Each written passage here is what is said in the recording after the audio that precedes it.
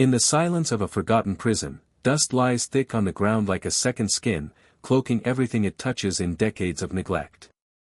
The walls, once whitewashed with authority, have rotted into a patchwork of peeling paint and mold. Iron bars, meant to cage men in their worst moments, now stand bent and corroded. It is not a place of order anymore, it is a place of echoes, where the ghosts of the past seem to breathe through every crack. On a damp autumn afternoon, when the mist had rolled in heavy and low, a lone urban explorer stepped into this decayed ruin. His camera light cut across shadows like a scalpel, revealing fragments of a world abandoned. Every creak of the floorboards, every drip of water from the cracked ceiling, amplified the weight of silence. His breath fogged in the cold air, and yet he kept moving, driven by the thrill of discovery. He had been here before, this prison was infamous among explorers and thrill-seekers. Locals whispered about screams still heard in the dead of night, about windows that slammed shut on their own, about footsteps pacing the halls when the building should be empty. Most came to feel fear. Few stayed long enough to notice the details. But he was different. His lens lingered on corners, his hands traced walls, as if searching for something the world had missed. The prison was a labyrinth, each corridor folding into another like a trap designed to confuse the living. He pushed open rusted doors one after another, each revealing nothing but dust and broken furniture. Until he reached one cell, different from the rest. Its door had been sealed from the outside with a thick iron chain, the kind of lock meant not to secure a prisoner inside, but to make sure no one entered ever again. The padlock hung open now, rusted through. Time had done what men had not. Something about the cell felt colder, heavier, as though the very air refused to move within it.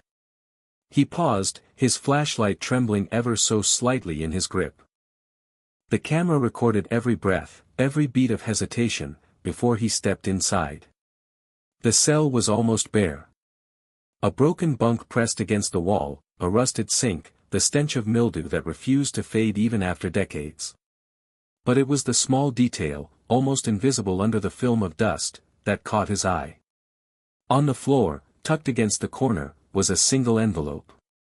Its edges yellowed, brittle, almost dissolved by time.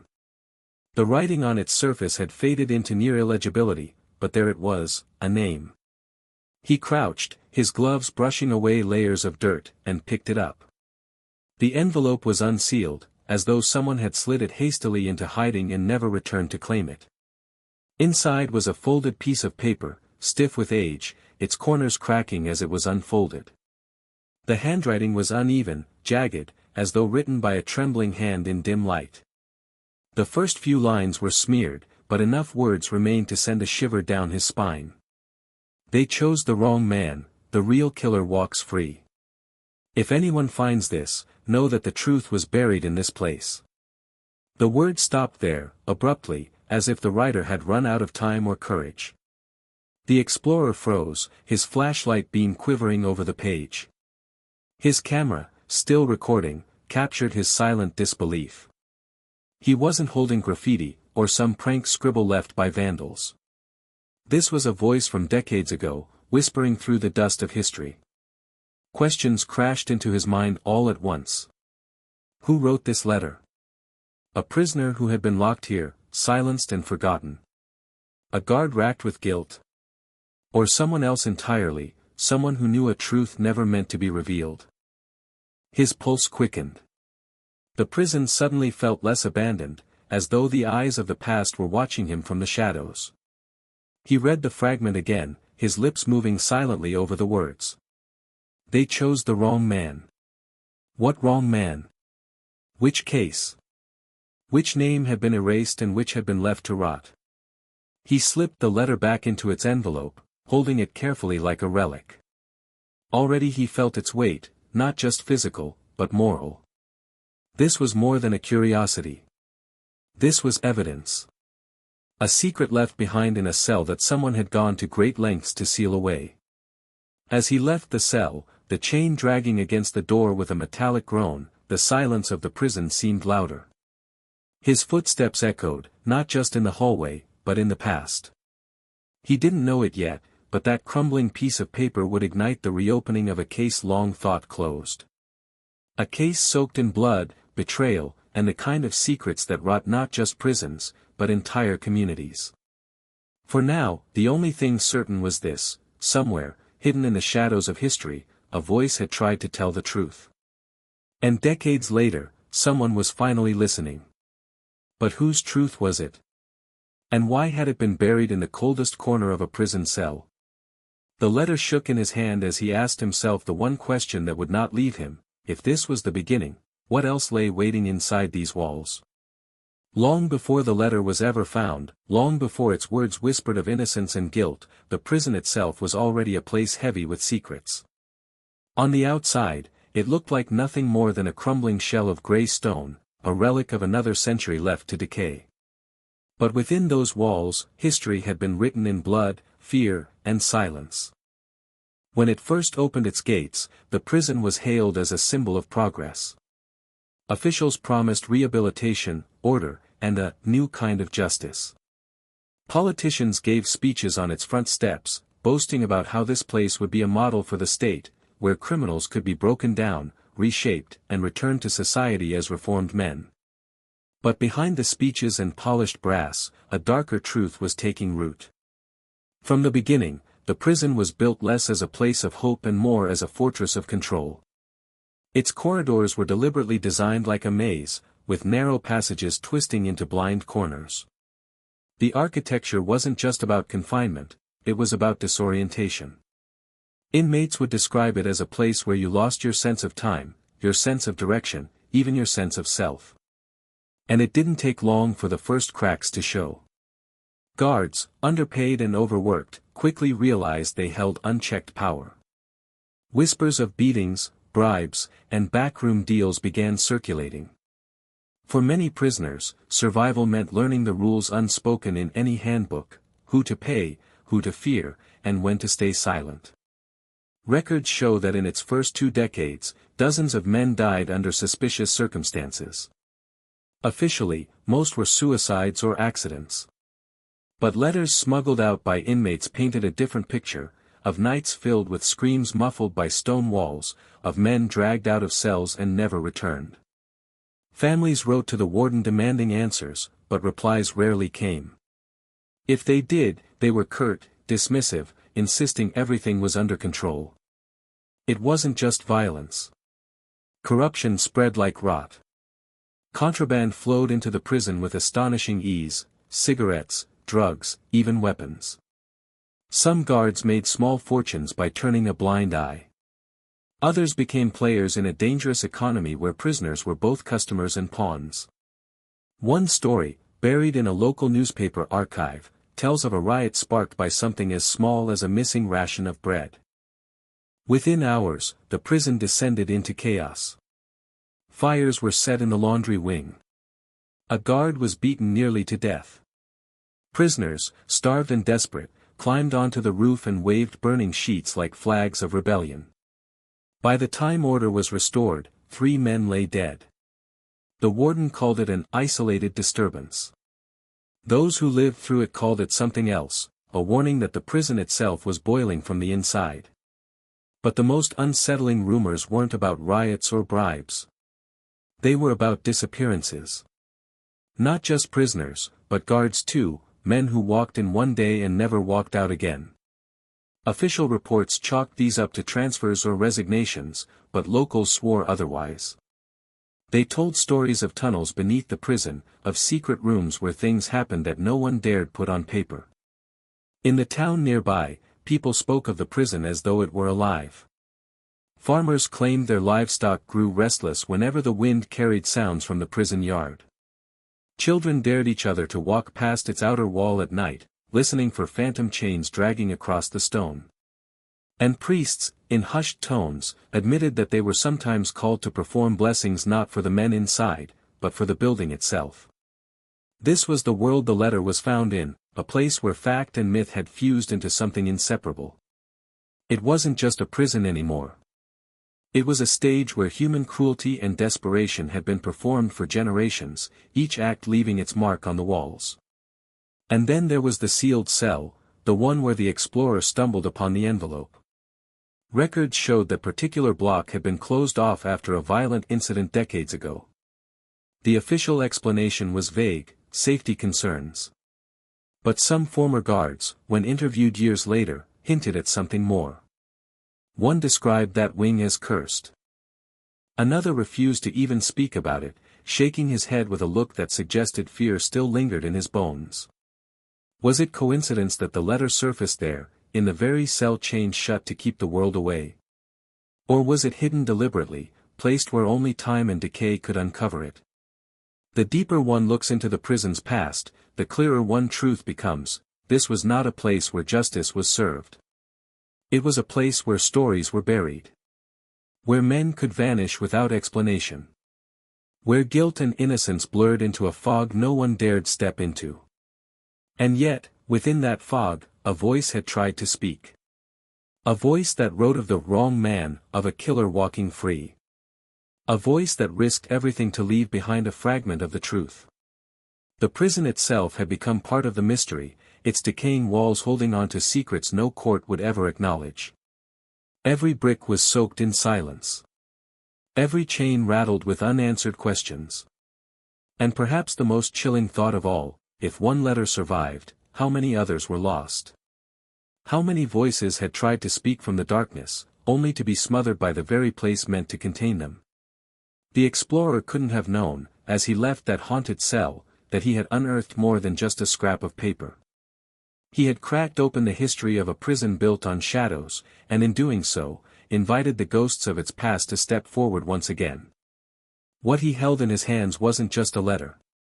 It was the first thread in a web that stretched back decades, through riots, through corruption, through the unexplained vanishings, and it was only a matter of time before the rest of the web revealed itself. Because in this prison, nothing stayed hidden forever. Every mystery begins with a single act of violence, and for this prison story, that act came one summer night, decades before the explorer ever stepped into its crumbling halls. The letter spoke of the wrong man, but to understand those words, one has to return to the night when everything began, the night of the murder that would haunt a community for generations. The victim's name was Clara Whitmore, a young schoolteacher who had moved into the small town only 3 years before her death. She was 26, known for her gentle manner and a stubborn resilience that made her beloved by her students and respected by their parents. Clara's life, by most accounts, was modest. She rented a small room above a bakery, walked to school each morning, and spent evenings marking papers by the dim light of a kerosene lamp. But beneath her simple routine, there were whispers, a secret relationship, a few strange letters she had received, and the feeling among some townsfolk that Clara had seen or heard something she was never meant to. On the night of her death, Clara never came home.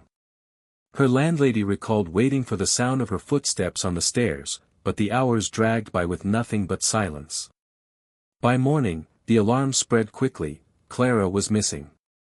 Search parties formed, combing through fields, riverbanks, and alleys. The town, normally so still, throbbed with fear. 3 days later, Clara's body was found. It lay in a clearing just outside the prison walls, hidden beneath a tangle of branches and leaves. The discovery shook the community. The brutality was undeniable: her hands were bound, her face bruised, and the final blow delivered with such force it left investigators struggling to piece together the weapon used. Whoever had done this had not simply killed her. They had silenced her. The police response was immediate, but in their haste, they made mistakes that would ripple across decades. Evidence was poorly preserved, witnesses interviewed without proper records, and rumors quickly became indistinguishable from fact. Pressure from both the press and the town's officials forced investigators into a corner. They needed a suspect, and they needed one fast. That suspect became Edward Kane. Edward was a laborer, a man in his early 30s who lived on the outskirts of town. He was known for his temper, his heavy drinking, and his occasional run-ins with the law for petty theft. More damning, witnesses claimed they had seen him arguing with Clara just days before her disappearance. According to those accounts, Edward had shouted at her in public, accusing her of talking too much and meddling in things that weren't hers.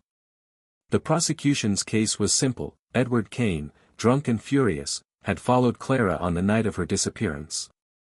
He had attacked her in a fit of rage, left her for dead, and tried to hide her body near the prison grounds. It was neat, it was clean, and it satisfied the town's desperate need for justice. But beneath the surface, cracks were already showing. There were no fingerprints, no bloodstains tying Edward to the scene. The so-called witnesses who claimed they saw him with Clara gave conflicting timelines. One swore it happened on a Monday. Another insisted it was Friday. A third admitted he had only heard about it from someone else.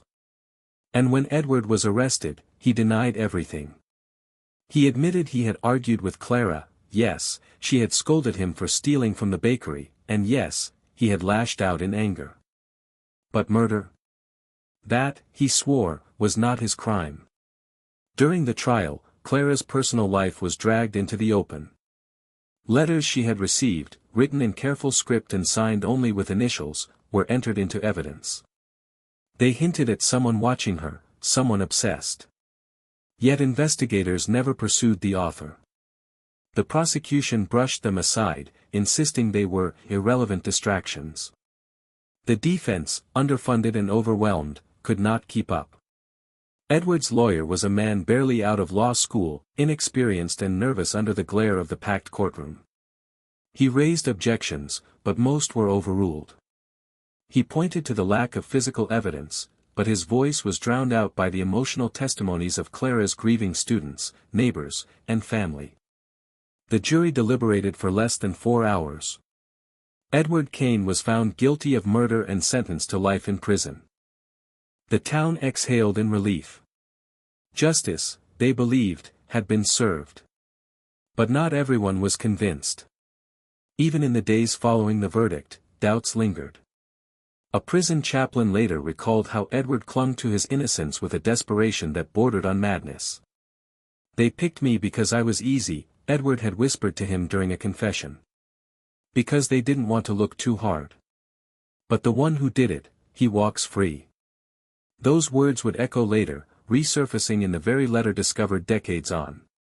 Clara's murder was closed in the official books, but in the taverns, kitchens, and church pews of the town, the questions never stopped. Why had her letters been dismissed? Why had so little effort been made to trace her last steps? And why, of all places, had her body been found just outside the prison walls?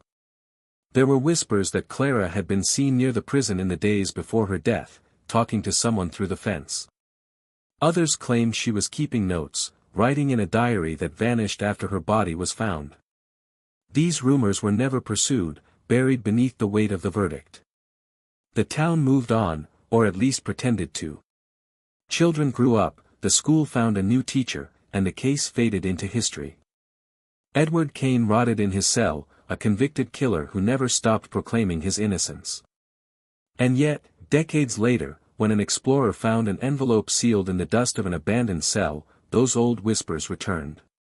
The letter's jagged scrawl seemed to echo Edward's dying words, "They chose the wrong man." But if Edward wasn't Clara's killer, then who was? And perhaps more importantly, why had someone taken such great care to hide the truth within the very prison walls that had swallowed Edward Kane's life? The past was no longer settled.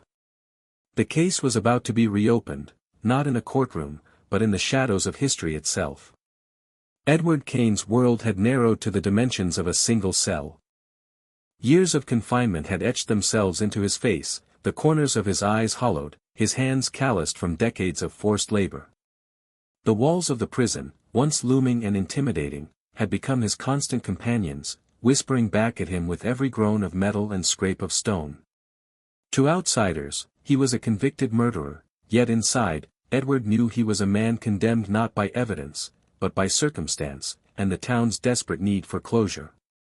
Life in the prison was a rhythm of monotony and menace. Guards enforced rules with a mix of boredom and cruelty. Some beat prisoners for imagined offenses, others ignored pleas for help, allowing hunger and disease to do what violence could not. Fellow inmates were unpredictable, some offered camaraderie, others opportunistically preyed upon weakness. Edward navigated this environment with a cautious vigilance, his body conditioned to obey orders, his mind always calculating, always questioning. Yet despite the grim reality, Edward clung to his truth: he had not killed Clara Whitmore. He had argued with her, yes, but the act that led to her death was not his. Every day in his cell, he replayed that fateful night, searching for clues in memory, hoping that some overlooked detail might one day prove his innocence. But the deeper he delved into his own recollections, the more the line between memory and obsession blurred. He remembered her face in the moonlight, the way her hair fell across her forehead, the sharpness of her gaze when she confronted him. Those moments haunted him, not only because of grief, but because they reminded him that no one else had been held accountable. He had been picked because he was easy to blame, because the real killer had slipped through the cracks of a flawed justice system.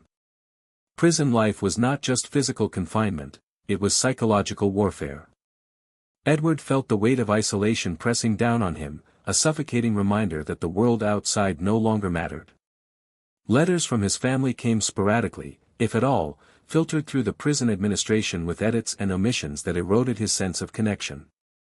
He clung to those scraps of communication, savoring a kind word from his sister, a note from his mother, even when they were few and far between. At night, when the prison descended into a stillness broken only by distant shouts or the occasional clang of metal, Edward would write. Pages filled with desperate words, confessions he didn't commit, pleas for justice, and observations about the other men around him. Sometimes he wrote to Clara's family, sometimes to the authorities, sometimes only to himself. Each letter was an attempt to assert his existence, to prove to the world and to himself that he was not the man they had painted him to be. Yet the world outside seemed indifferent. The trial had branded him, the town had vilified him, and the law had sealed his fate. His protests were dismissed as the ramblings of a criminal mind. And still, Edward never stopped watching, listening, and thinking. He noted the guards' routines, the shifts in alliances among inmates, the rare occasions when outsiders came into the prison, lawyers, journalists, distant relatives. Every detail mattered. Every small fragment of information could one day help him untangle the threads of a mystery that had cost him everything. It was during one of these rare visits that Edward first heard mention of the letter. A young journalist, eager and persistent, had come to interview him for a retrospective on the case. She asked questions carefully, almost cautiously, as if testing his reactions. "Do you think anyone will ever know the truth?" she asked. Edward looked at her for a long moment, his eyes steady despite the years etched into his face. "I wrote it down," he said simply. His words were calm, but beneath them, a simmering intensity, the frustration of decades spent in silence. "I told someone.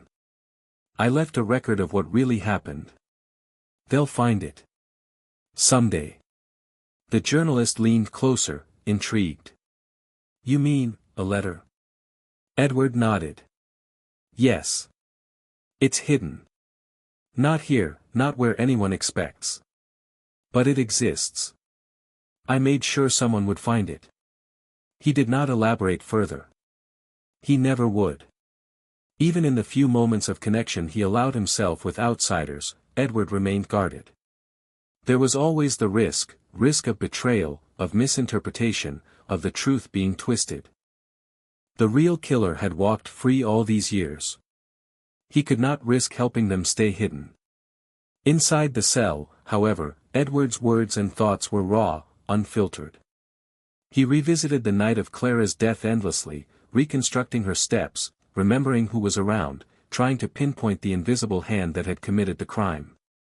The walls, the chains, the cold metal of his bunk, everything became a backdrop for his obsession with truth. He scribbled notes in secret, hiding them in crevices, hoping they might survive long enough for someone to read them decades later. Prison turned Edward into both a ghost and a detective, a man who existed on the margins of life, yet was intensely focused on uncovering what had been obscured. His cell became a laboratory of thought, a place where every memory, every observation, every conversation with guards or fellow inmates, could serve as a clue.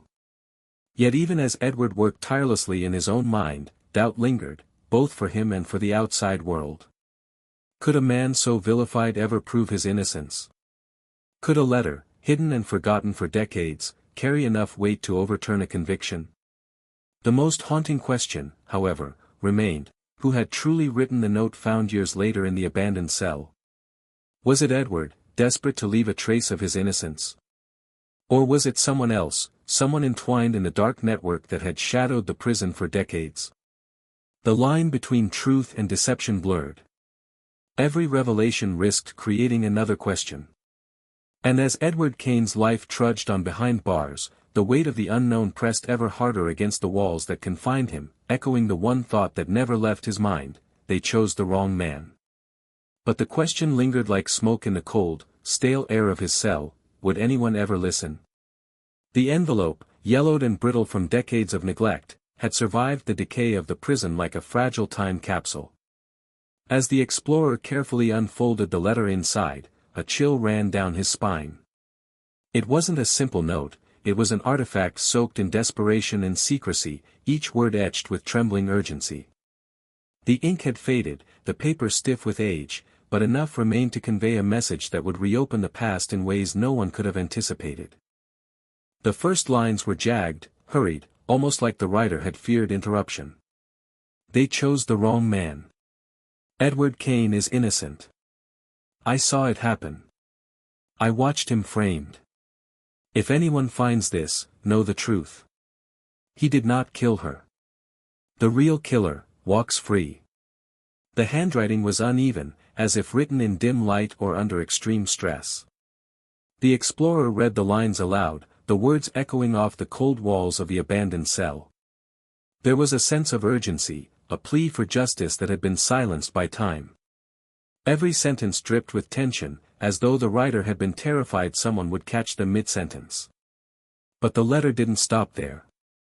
Further down, the words grew more cryptic, referencing places and names that had been long forgotten: the library behind the east wall. The guard who walks alone. Check the ledger.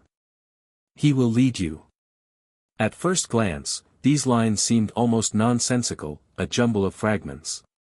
But for investigators and historians alike, such cryptic references were gold. Each phrase hinted at a hidden network within the prison, a web of secrets carefully maintained by those who knew too much. The letter wasn't just a confession or a plea, it was a breadcrumb trail, a map meant to guide someone to the hidden truth. Forensic experts later examined the letter, each analysis adding another layer of intrigue. Handwriting specialists compared the scrawled lines to Edward Kane's known letters from prison. The letters had some stylistic similarities, an anxious tilt of the letters, jagged strokes, but the experts were quick to note that certain features didn't match. The slant of the T's, the curl of the Y's, even the pressure applied to the pen differed in ways that suggested another hand entirely. Chemical analysis of the ink revealed another surprise: it was not common prison ink, but rather a type of ink available only in limited batches in the town during the decade after Clara's murder. This discovery hinted that the letter had not been written in prison, but rather by someone with access to these supplies outside, and somehow smuggled in or hidden in the cell. The linguistic choices added another layer of mystery. The author used precise, almost formal phrasing in some parts, then devolved into shorthand and abrupt sentences in others. Phrases like, "the real killer walks free," were repeated, almost as if to ensure the urgency of the message could not be ignored. Every word seemed deliberate, calculated to guide a future reader toward discovery. One line caused the most confusion: "He watches, he knows. Do not trust the walls, they listen." Was this paranoia? A warning? Or a clue about the corruption that had run rampant inside the prison for decades? The ambiguity was unnerving. The letter was alive with tension, as though the writer's presence still lingered, breathing just beyond the edges of the page.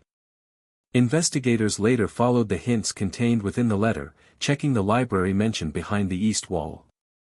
Faded ledgers were found, entries meticulously catalogued but riddled with anomalies, names that didn't appear on any official records, shifts that didn't make sense, and accounts of contraband that had never been reported.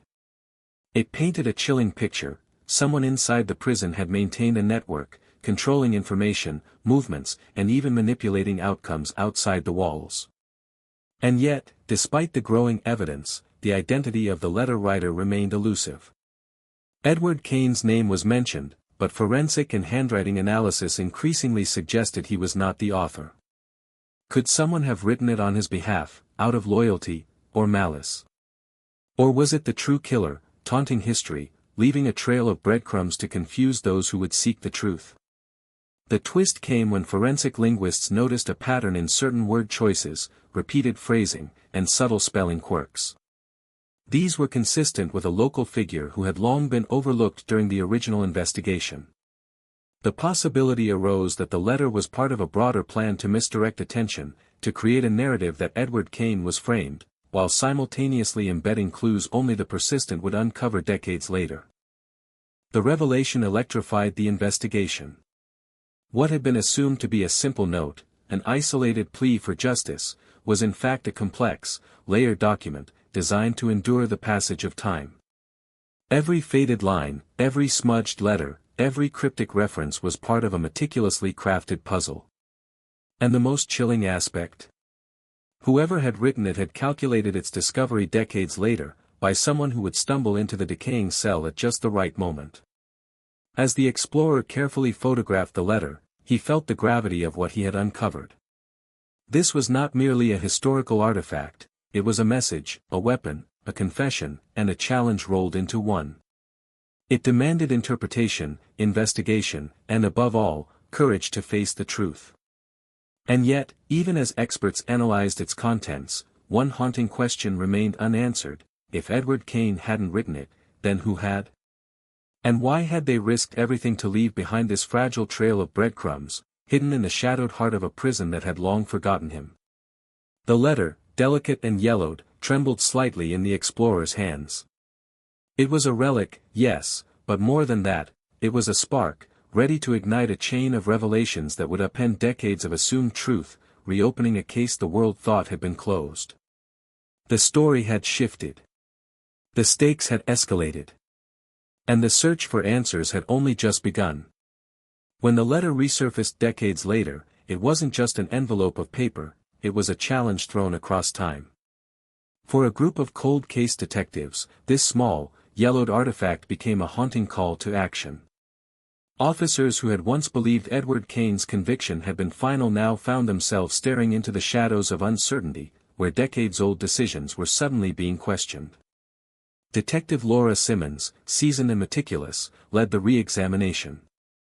She had spent her career piecing together cases that time had tried to bury, and she knew instinctively that the letter was no ordinary clue. Its cryptic lines suggested premeditation, secrecy, and a level of cunning that had eluded investigators for generations. "This isn't just a note," she muttered to her partner, Detective Mark Feldman, as she examined the faded handwriting. "Someone wanted us to find it, but only if we knew how to look." Mark leaned closer, his eyes scanning the text. "But what if the person who wrote this is already gone? Or worse, what if they're still out there?" The possibility was chilling. The town had moved on, but its shadows hadn't. There were still whispers of unseen figures, the occasional unexplained disappearance, and stories from old prison guards who refused to speak publicly. These fragments, when combined with the letter, suggested that the conspiracy might stretch farther than anyone realized. Journalists quickly caught wind of the story, and a small team began their own parallel investigation. The letter had surfaced on the internet first, shared by the explorer who found it. Within hours, historians, amateur sleuths, and true crime enthusiasts were speculating about its origins. The narrative was simple enough to grasp but tangled with decades of missing records and contradictory accounts. The journalist team, led by Claire Donovan, worked tirelessly, cross-referencing prison archives, old newspapers, and interviews with anyone still alive who had a connection to Clara Whitmore's murder or Edward Kane's imprisonment. Early leads were discouraging. Witnesses had long since passed away. Records were incomplete, sometimes deliberately falsified. Even the prison itself had been partially demolished, and many files had been lost in the process. Yet, the investigators persisted, piecing together fragments of information that suggested the case had never been as clear-cut as it appeared. One breakthrough came when a retired guard mentioned a series of ledger entries that didn't align with the official records. Payments, unusual transfers, and names that seemed to vanish without explanation hinted at a hidden network within the prison, a network that could have orchestrated events beyond the walls. The guard's voice trembled as he described it. "We knew things were happening, things that no one would believe. I tried to speak up once. They told me it was better to stay quiet." This admission sent shockwaves through both detectives and journalists. Suddenly, Edward Kane's claims of being framed were no longer simply the words of a desperate man, they were consistent with the emerging evidence. Interviews with former inmates revealed similar patterns. Some spoke of prisoners coerced into writing letters, keeping logs of contraband, and even observing others for information that might later be used against them. These accounts, though fragmentary and sometimes contradictory, painted a picture of a system operating under its own hidden rules, one that blurred the lines between guilt and innocence. The deeper the investigators dug, the more complex the case became. They uncovered hints of outside influence, people with access to the prison who might have manipulated evidence, tampered with records, or even influenced the verdict. Every lead opened new doors, but each door came with shadows of uncertainty. Despite the obstacles, Detective Simmons refused to yield. "We have to follow every thread," she insisted. "Even the ones that seem insignificant. Someone went to extraordinary lengths to leave this letter behind. That tells me they knew exactly what they were doing. And if we can understand why, we might finally see the truth." The tension mounted with each new discovery. Every witness interviewed, every file examined, every ledger scrutinized added layers to the mystery, and yet, the investigators remained in the dark about the identity of the letter's author. Was it Edward Kane after all, desperate to prove his innocence? Or someone else entirely, perhaps the real killer, guiding the search for truth in a macabre game of intellect and patience? Late nights in the archive room became standard. Photocopiers hummed, computers whirred, and the smell of old paper filled the air as detectives and journalists pored over evidence. Each page seemed to whisper secrets just out of reach. Every new detail, no matter how small, raised more questions than answers. By the time they revisited the original crime scene, Clara Whitmore's murder site just outside the prison, the investigators understood the enormity of what they were facing. The terrain had changed over decades, but the shadows of the past remained. Footprints, vegetation overgrowth, and faded paths offered hints of old movements, while the surrounding community whispered stories that blurred fact and legend. And then there was the letter itself. Its cryptic references, the library behind the east wall, the guard who walks alone, check the ledger, now seemed not like mere suggestions, but invitations. Someone had crafted this with care, embedding clues that could only be interpreted by a persistent and observant mind. Every investigation meeting ended the same way, with unanswered questions and a gnawing sense that the truth was closer than anyone dared hope, but also that it might be far more dangerous than they could imagine. Every new piece of evidence hinted at a web of corruption, deceit, and conspiracy that reached beyond the prison walls, into the town, and perhaps even higher. The investigators were in the dark, but the shadows were beginning to move. And in darkness, even a single spark, the edge of a forgotten ledger, a hint in a letter, a faint recollection from a witness, could illuminate the path to the truth. The question that haunted everyone, when the threads finally came together, would they reveal the real killer, or something far more chilling? In the shadow of the case, long after the trials and headlines faded, the families of those involved lived with their own quiet torment. For Clara Whitmore's parents, the murder of their daughter was a wound that never fully healed. Every anniversary, every rumor, every whispered theory reopened the scar. Yet when investigators approached them about the resurfaced letter, their silence was deafening. Her mother, Helen Whitmore, now in her 70s, sat in a worn armchair, hands clasped tightly as though holding herself together through sheer force. "We've said everything we could say," she murmured. "Years ago, we had a man convicted. That's the truth we've lived with. What more can I say?" But her eyes betrayed a fracture beneath her composure, a lingering doubt that perhaps the truth had been buried alongside her daughter's body. Her father, James Whitmore, rarely spoke. He spent most of his days in the garden, tending roses Clara had once planted herself. To him, the garden was a shrine, a place to speak to her in silence. Yet even as he pruned and watered, he carried an unspoken suspicion. If she had told someone, would anyone have listened? He asked no one in particular. His voice cracked under the weight of years. And if they did, would it have mattered? Across town, the Kane family faced a different kind of torment. Edward's parents had long passed, and his sister, Margaret Kane, carried the burden of his imprisonment with a mix of sorrow and guilt. She had fought tirelessly for his innocence, yet every effort had met with resistance, officials unmoved, neighbors skeptical, and the community's memory frozen in the narrative of Edward as the guilty man. Margaret's home was filled with the relics of her brother's absence, letters carefully stored in boxes, photos of Edward taken in the early years of his incarceration, and stacks of legal papers chronicling appeals, hearings, and denials. She had read the letter when the investigators brought it to her attention, and for the first time in decades, a glimmer of hope flickered. He might have been telling the truth all along, she whispered to herself, voice trembling. All this time, yet even within families, words were fragile. Pain created walls, and fear kept them intact. The Whitmores feared reopening wounds that time had made bearable. The Kanes feared that public attention might undo whatever remnants of peace they had managed to salvage. And yet, the resurfaced letter demanded a reckoning, a confrontation with decades of unresolved grief and suppressed truths. When investigators visited both homes, the tension was palpable. Laura Simmons noted the subtle cues, the way Helen Whitmore's hands shook when discussing Clara's routines, the way Margaret Kane avoided eye contact when mentioning Edward. Every gesture, every pause, carried meaning beyond words. It was a silence rich with history, suspicion, and unspoken pain. The family's reluctance was not mere stubbornness. It was survival. They had lived with the consequences of the original investigation for so long that questioning it now felt almost sacrilegious. Revisiting the past could mean reopening old wounds, igniting conflicts that had lain dormant for decades. And yet, the letter made that impossible to ignore. Its words reached through time, bridging gaps the families had tried to keep sealed.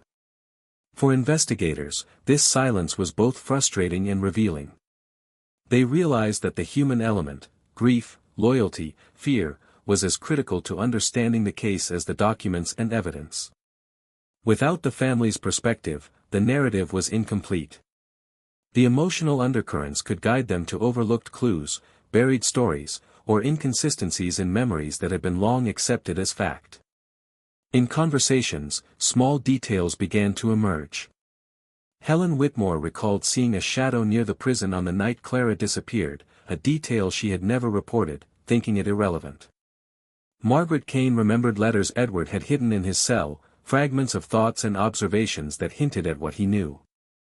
These details, though seemingly minor, formed threads connecting past and present, drawing the investigators closer to a picture of the truth that had eluded everyone for decades. Yet the most haunting element of all was the unspoken acknowledgement between the families, that the truth might not bring closure. That clarity might be a burden as much as a relief. They lived in a world shaped by assumptions, decisions made in haste, and decades of silence. The letter challenged that world, demanding that they confront not only what had happened, but what had been believed all along. As the investigators left the Kane and Whitmore homes, the weight of those silences lingered. It was a reminder that justice is never only about facts or convictions, it is also about the human hearts caught in the aftermath. And in those quiet moments, as the families wrestled with memories and regrets, the true depth of the case began to emerge, a story of innocence and guilt, fear and courage, lies told and truths withheld, all interwoven with decades of painful silence. For Clara's family, and for Edward Kane's, the past was no longer settled. And in the silence of those homes, one thing became clear, the search for truth was far from over. The resurfacing of the letter sent shockwaves through the small town. For decades, the murder of Clara Whitmore had been considered closed, the conviction of Edward Kane final. But as investigators and journalists began connecting the dots, the reality became undeniable: the case could no longer remain buried. Reopening it would mean confronting not only the passage of time but the fragility of the justice system itself.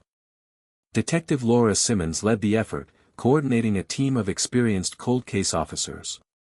The first step was assembling every scrap of material related to the original investigation: trial transcripts, police reports, witness statements, and photographs. Many of the files had deteriorated over time, some had disappeared entirely. Yet within the fragmented evidence, the investigators began piecing together inconsistencies that had been overlooked or ignored. One glaring problem emerged immediately: the reliance on eyewitness testimony. In the original trial, witness accounts had been contradictory at best, fabricated or coerced at worst.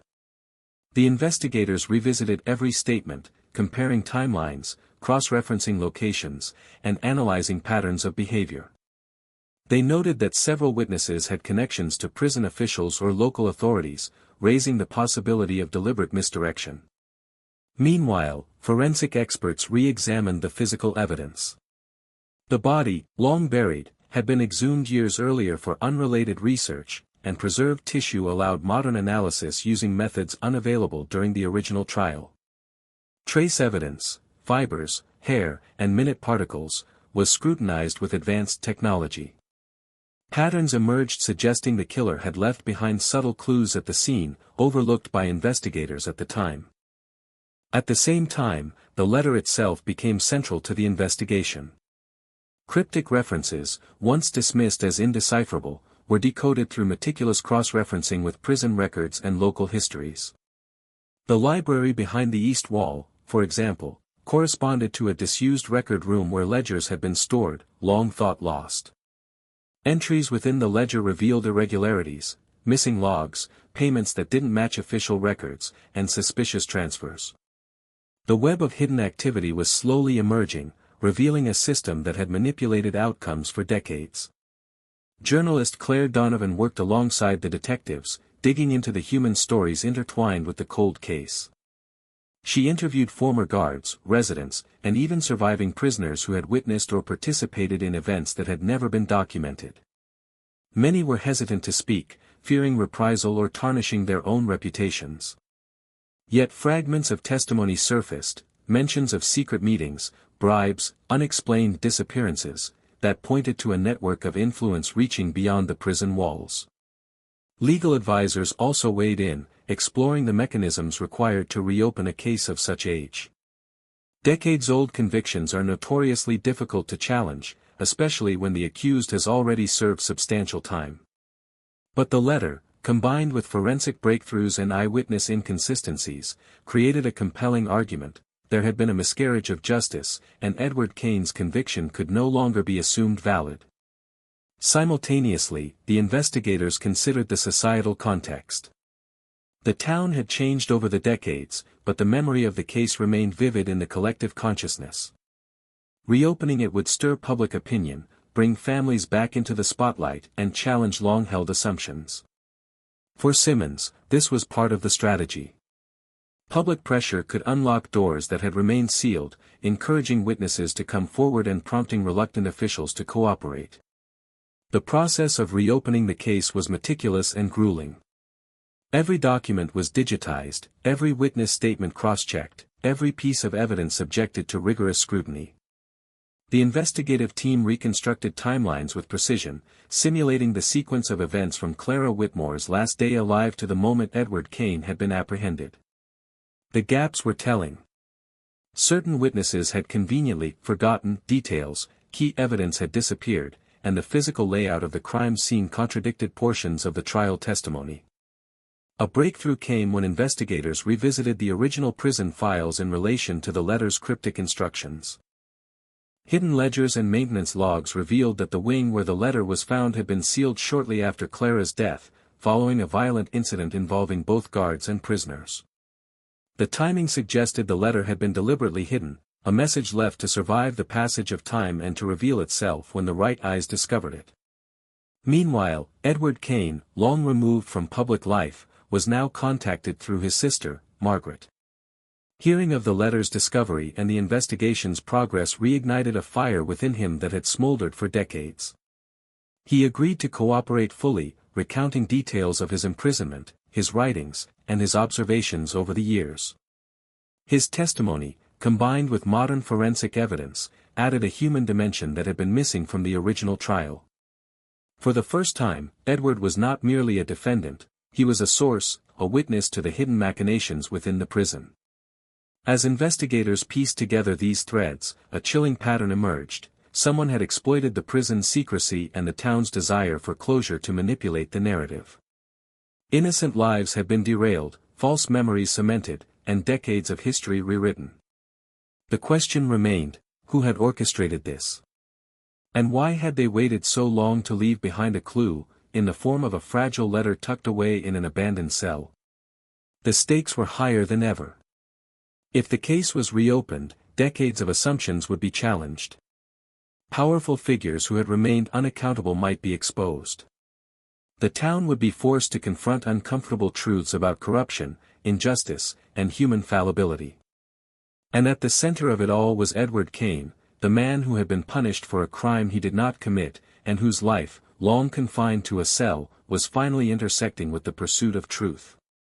Yet even as investigators advanced, one shadow loomed over every step: the real killer, if still alive, could be watching. The meticulous hiding of the letter decades earlier suggested someone who anticipated scrutiny, someone who understood how to manipulate timelines and perceptions. Every lead, every testimony, every document had to be treated with caution. The reopening of the case was not merely an administrative act, it was a dangerous journey into a legacy of deception and unresolved justice. And as the investigative team prepared to present their findings, both to legal authorities and the public, the town held its breath. The past was no longer settled. Edward Kane's story, the hidden networks within the prison, and the cryptic letter had converged to create a mystery that demanded answers. And in the midst of it all, one question lingered, more pressing than ever: when the truth finally emerged, would it bring closure, or uncover horrors even the town was not prepared to face? With the case officially reopened, the investigators faced the daunting task of separating decades of rumor, fear, and misinformation from genuine leads. The letter had opened a door, but behind it lay a complex network of suspects, some long forgotten, others lurking in the shadows, their motives hidden beneath layers of secrecy. Every revelation brought new questions: who had killed Clara Whitmore? Who had written the letter? And who had orchestrated the deception that had condemned Edward Kane? The first suspects were familiar faces from the original investigation. Local townspeople who had interacted with Clara in her final days, acquaintances who had argued with her, and individuals with documented criminal tendencies were all revisited. Detective Laura Simmons noted that time had a peculiar effect: memories had dimmed, details had blurred, and some individuals who had seemed insignificant decades ago now seemed pivotal in light of the letter. One figure drew immediate attention: Thomas Brewer, a former prison guard with a shadowy reputation. Brewer had been involved in several incidents at the prison around the time of Clara's death, though none had resulted in formal charges. Rumors of misconduct, bribery, and secret dealings circulated, but nothing had ever been substantiated. Investigators discovered that Brewer had access to the very wing where the letter was ultimately found. The possibility that he had hidden or even authored it could not be ignored. Another shadowed figure emerged: Jonathan Price, a wealthy local businessman with connections to both the prison administration and town politics. Price had been present in the town during Clara's final weeks and had a history of coercing employees and manipulating records. While there was no direct evidence linking him to the murder, the investigators noted his influence over local narratives. Could he have manipulated the investigation, ensuring Edward Kane became the scapegoat? Suspicion also fell on individuals who had been overlooked entirely: a janitor at the prison who had access to records and spaces closed to others, a former teacher who shared a rivalry with Clara, and even a distant relative of the victim who had been acting strangely in the weeks after the murder. Each presented a potential motive, opportunity, or both, but none could be immediately confirmed. The investigators approached each lead cautiously, aware that decades of silence had allowed evidence to degrade and memories to distort. Interviews were painstaking, questions had to be precise, coaxing information from those who had learned to guard their words. Some were cooperative, offering details that contradicted previous accounts, others were defensive, suspicious, or outright hostile. Every interaction seemed to reveal both truth and deception simultaneously. Forensic reanalysis continued to play a critical role. The fibers and hair recovered from the original crime scene were compared against the descendants of known suspects, creating a mosaic of probabilities and exclusions. Modern DNA techniques, unavailable at the time of Edward Kane's trial, began to challenge the narrative that had long been assumed absolute.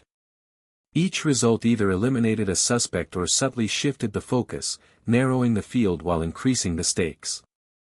The letter itself remained a key focal point. Its cryptic instructions, once dismissed, were now dissected with care.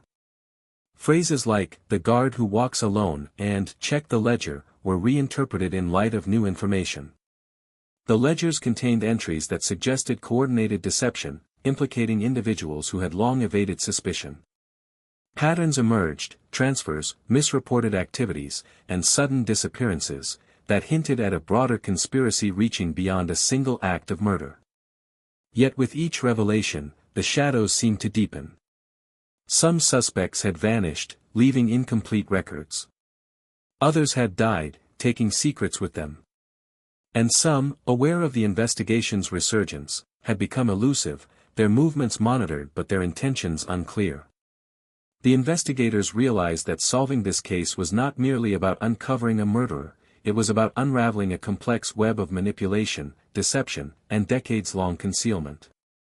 One particularly disturbing line of inquiry focused on potential accomplices. The meticulous nature of the original frame-up suggested multiple participants. Could the prison itself have been a silent accomplice? Guards, administrators, and even local officials may have colluded to protect the real killer while ensuring Edward Kane remained the convenient scapegoat. The more the investigators uncovered, the clearer it became, the crime was not just an isolated act of violence, but part of a carefully orchestrated system designed to manipulate justice. For journalist Claire Donovan, the human dimension of these suspects was equally compelling. She documented personal histories, psychological profiles, and social networks, uncovering motives that ranged from greed and jealousy to fear and revenge. Some suspects had benefited directly from Edward Kane's conviction, while others had hidden agendas, shaping the narrative of Clara Whitmore's death to suit their own ends. Every revelation added tension, making the investigation a delicate balance between uncovering truth and navigating dangerous waters. By the end of this phase, a chilling picture had emerged. Edward Kane, long assumed guilty, was increasingly likely innocent. The letter, the evidence, and the reconstructed timeline suggested a conspiracy that had spared the true killer from scrutiny. And the investigators realized that the deeper they dug, the more they risked, potentially exposing corruption, malfeasance, and the dark motives of those still alive and willing to protect their secrets at any cost. In the quiet moments, as the team reviewed files and compared notes, the question persisted like a shadow over every decision: who among these suspects had the audacity to kill, manipulate, and then wait decades for the world to finally notice? And what lengths would they go to, now that the past was being challenged, to ensure that their secrets remained hidden? Every lead carried the dual weight of hope and fear. Each suspect represented a piece of the puzzle, but also a potential trap.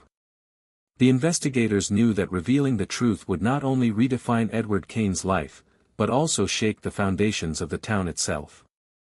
And somewhere in the shadows, the real killer, or killers, watched and waited, aware that history was finally closing in.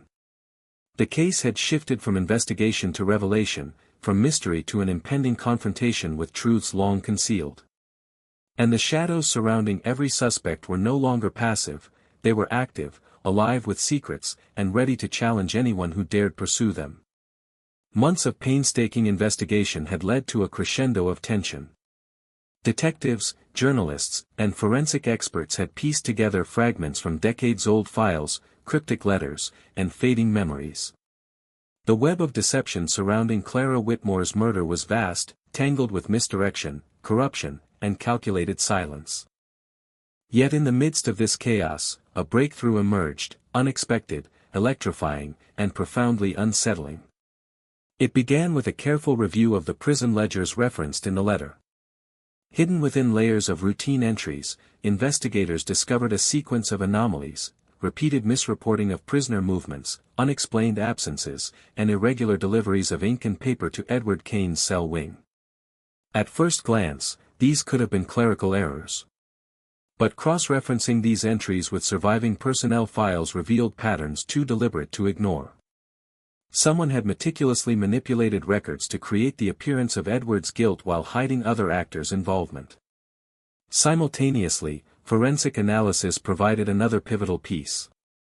DNA samples, preserved from fibers and hair collected at the original crime scene, were compared against surviving relatives and archived records of both the original suspects and overlooked prison staff. The results were unequivocal. Some genetic material belonged to individuals who had never been considered in the initial investigation. The discovery alone was enough to shake the foundations of the case, but the implications ran deeper. Detective Laura Simmons recalls the moment she realized the full significance of the forensic match. "We had spent months chasing shadows, parsing old documents, and following cryptic leads. Then the results came in. And suddenly, everything changed. The pieces we had struggled to fit together for decades finally aligned. It wasn't just the DNA. Handwriting analysis of the letter, cross-referenced with surviving prison documents, revealed striking similarities to one particular guard, Thomas Brewer. The combination of genetic evidence, ledger manipulations, and stylistic consistency suggested that Brewer had authored the letter, embedding clues while simultaneously orchestrating, or at least facilitating, the deception that had condemned Edward Kane. Yet the investigators hesitated. The weight of the revelation was staggering. Thomas Brewer had been a respected figure in certain circles, implicating him risked backlash, disbelief, and legal complications.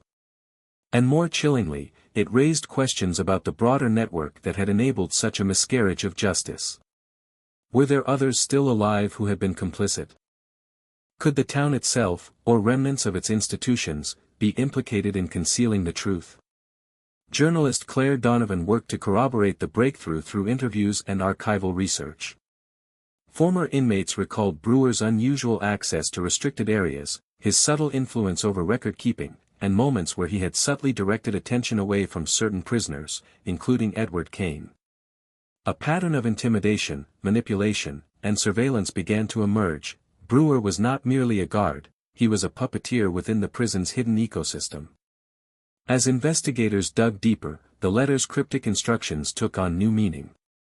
The guard who walks alone was no longer a vague clue, it was a direct reference to Brewer himself. And the other phrases, once enigmatic, mapped precisely onto known areas of activity. The East Wall Library held ledgers he had used to misdirect investigators. The "check the ledger" line pointed to entries he had manipulated. Each element of the letter was a breadcrumb, a deliberate trail left by Brewer either out of guilt, fear, or a twisted sense of justice. But even with this breakthrough, uncertainty lingered. While Brewer appeared central to the deception, the question remained whether he had acted alone in the murder itself. Patterns in the ledger suggested accomplices, possibly other staff members or outside actors, who had coordinated actions to ensure Edward Kane remained the convenient scapegoat.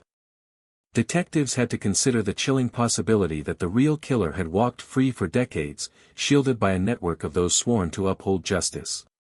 Meanwhile, the family dimension added emotional complexity. Margaret Kane, upon learning of Brewer's likely involvement, was both vindicated and haunted. Edward's innocence seemed increasingly undeniable, but decades of imprisonment had left indelible scars. For Clara Whitmore's family, the revelation was equally complicated. The truth did not undo grief, it reframed it, exposing the layers of deception that had shaped their perception of events. For investigators, the breakthrough also carried immediate practical implications. Legal authorities were notified, warrants drafted, and steps taken to preserve evidence before it could be tampered with or lost. The momentum that had been building over months now surged forward, driven by the clarity that finally had begun to emerge from years of obscurity. The climax of this investigative arc came when a final piece of evidence connected Brewer to the crime scene itself, a previously overlooked ledger entry detailing maintenance work near the area where Clara Whitmore was found. The entry corresponded with the exact day of the murder and included cryptic notations that, when decoded, aligned with the timeline reconstructed by the modern investigation. The connection was undeniable. Brewer had not only facilitated the framing of Edward Kane but had been physically present at a critical moment in the crime. And then came the human confrontation. Investigators, armed with evidence, approached Brewer, or rather, the surviving records and witness accounts of him, as he had since passed away. Interviews with former colleagues and associates painted a portrait of a man who had operated with calculated precision, a figure who understood institutional weaknesses and exploited them to shape reality according to his design. The revelation was both satisfying and horrifying. Justice, delayed for decades, was finally beginning to confront those who had manipulated it. The breakthrough did more than identify a suspect, it reframed the entire narrative of the case. Edward Kane was no longer merely a man accused, he was a symbol of systemic failure. The letter, long dismissed as a curiosity, had served its purpose. It had guided investigators to the truth, exposing the corruption, manipulation, and deliberate concealment that had defined the original investigation. Yet, in true cinematic fashion, the resolution was bittersweet. While clarity had emerged, the emotional, legal, and societal consequences were complex. Lives had been irrevocably altered. A man had spent decades behind bars for a crime he did not commit. Families had suffered under false assumptions. And the town itself had to reckon with the unsettling realization that its institutions were vulnerable to corruption, deception, and the hidden agendas of individuals who operated in plain sight. As detectives and journalists reviewed the evidence one final time, a single thought echoed through their minds: the breakthrough was not the end, it was the point at which the past could finally be confronted, and the full consequences of truth, justice, and human fallibility could begin to unfold. The letter, brittle and yellowed, had changed everything. The revelations of the investigation had reverberated far beyond the dusty archives and abandoned prison walls. Edward Kane's name was finally cleared, a symbolic victory after decades of suffering. But as the town, the families, and even the investigators celebrated a sense of closure, a shadow lingered, one that reminded everyone that truth, though powerful, often comes at a cost. Edward, now an older man, walked cautiously through the streets he had never forgotten. Every step carried memories of lost years, silent accusations, and the relentless weight of a conviction he did not deserve. For Margaret Kane, his sister, the moment was bittersweet. She had fought tirelessly for his freedom, yet even now, decades of lost time could not be reclaimed.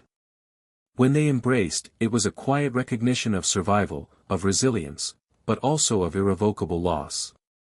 The years spent apart, the milestones missed, and the loneliness endured could never be returned. For Clara Whitmore's family, the emotional complexity was equally profound. They had finally learned the truth: Edward had been innocent, and the real manipulator, Thomas Brewer, had orchestrated much of the deception. Yet this knowledge did not erase the grief of their daughter's murder. Helen Whitmore's tears were not only for the injustice inflicted upon Edward but also for the life her daughter had lost. The revelation reframed their pain, replacing certainty with complicated understanding. The answers had arrived, but the wound remained. In the town, reactions were mixed. Some hailed the investigators' dedication, admiring the perseverance that finally uncovered the truth.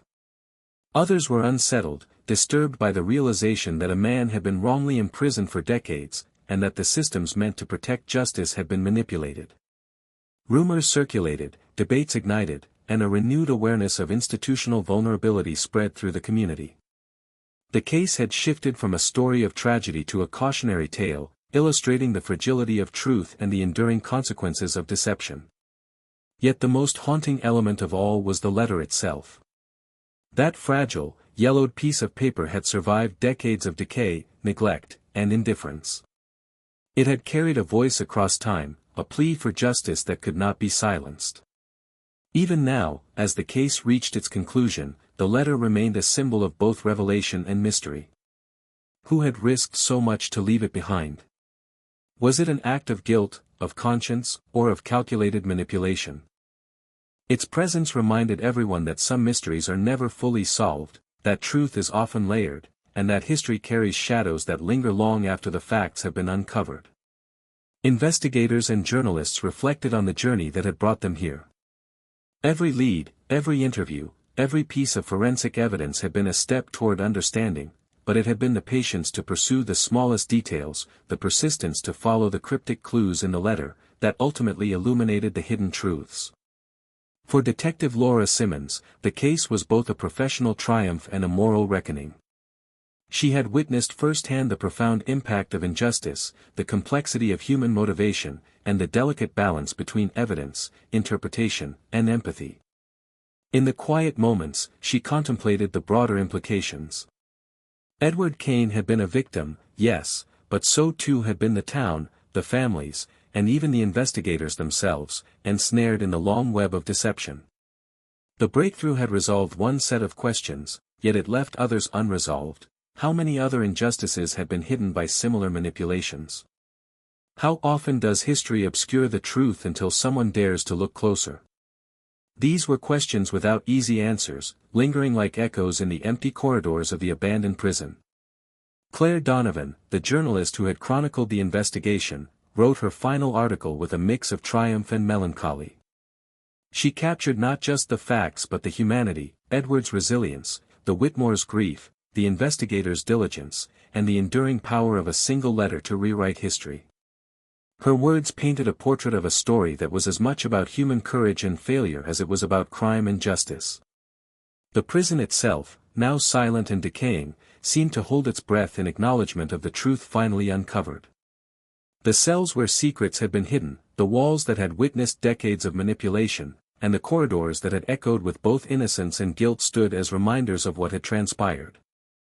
The letter, now preserved, remained in the archives, a testament to the resilience of truth and the fragility of human memory. As the sun set over the town, casting long shadows across the familiar streets, one thought lingered in the minds of all who had been touched by the case: justice had been served, but at a cost. Lives had been disrupted, trust had been eroded, and the echoes of past deception would remain. Yet, in that haunting conclusion, there was also hope, the hope that persistence, courage, and the pursuit of truth could ultimately overcome the darkest of shadows. The story of Edward Kane, Clara Whitmore, Thomas Brewer, and the letter found in that abandoned prison cell would endure, not merely as a tale of crime and investigation, but as a reminder of the complexities of human nature, the power of evidence, and the enduring necessity of questioning what we think we know. And in the silence of the prison, in the quiet reflections of families, and in the determined work of investigators and journalists, the legacy of truth persisted, fragile, enduring, and hauntingly profound.